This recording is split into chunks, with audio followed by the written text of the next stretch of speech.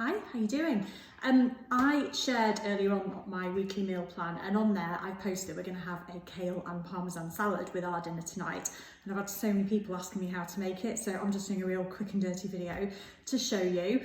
I first came across kale salad when we were living in California, where it's kind of served in nearly every restaurant and it's delicious. And at the moment I know a lot of us are struggling to get hold of the usual things we might cook with, and some of us have got veg boxes and kale tends to come up in that. Kale's also handy because it hangs around in the fridge for ages.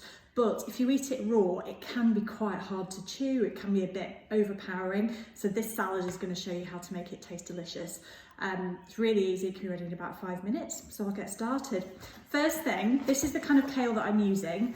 This is called Cavolo Nero or Tuscan kale or Dino kale, and it's not that kind of really crinkly kale, which can be even harder to chew. So this is the one that I would always choose.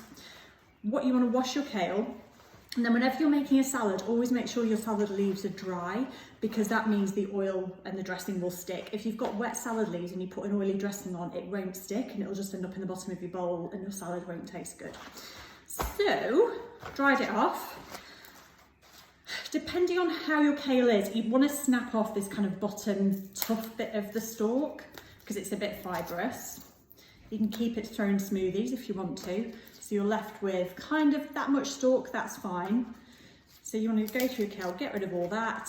And if you sort of bend it and rip down, that's the best way.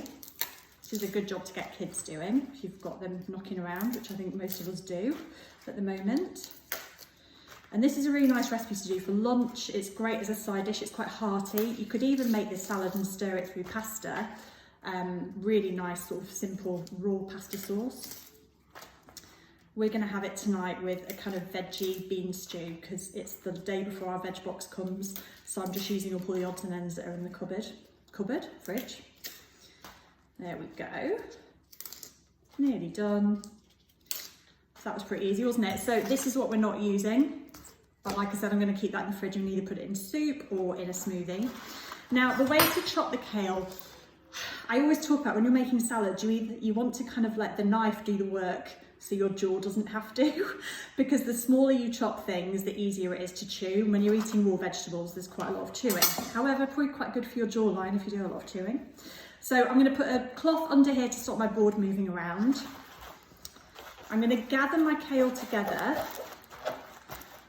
and then big sharp knife, and just at an angle, I'm just standing, just cut as closely as you can so you get really fine ribbons.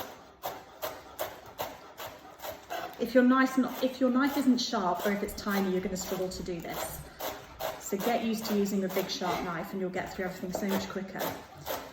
I'm doing this for salad today, but if you wanted to do this as like a cooked side dish, still shred the kale like this, and then you can either turn it into the spanakopita recipe I shared the other day, or the lasagna that I shared the other week. Or you can just saute this kale with some peas and some olive oil and add some lemon to it and salt and pepper. It's a really nice side. So there's my kale. So first step is we've chopped it, so that makes it a bit easier to chew. Still quite big, so what we're going to do is a little trick that I picked up from a great restaurant in LA, which is we're going to massage the kale. I am not having any massages at the moment, so this blooming kale's having it for me. What we're going to do is put a little bit of salt, and then what we're going to do is get our hands in there and squeeze it all together, and what that's going to do is break down the cell wall, and it's going to make it go down in volume, so you're kind of concentrating the amount of kale. It also does almost the same thing as cooking. It makes it softer and easier to chew, and it also releases a bit of juice, so it just tastes better. So some recipes will tell you to do this for about 5 minutes. I do not have time to be massaging kale for 5 minutes, so literally a few seconds.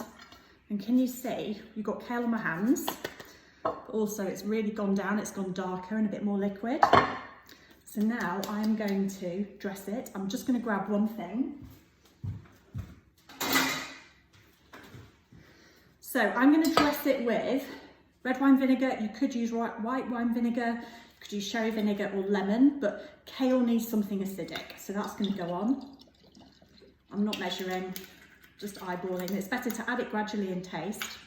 Then you want to add your really nice olive oil, so something that's about the £10 or $12, $15 mark. Put that in.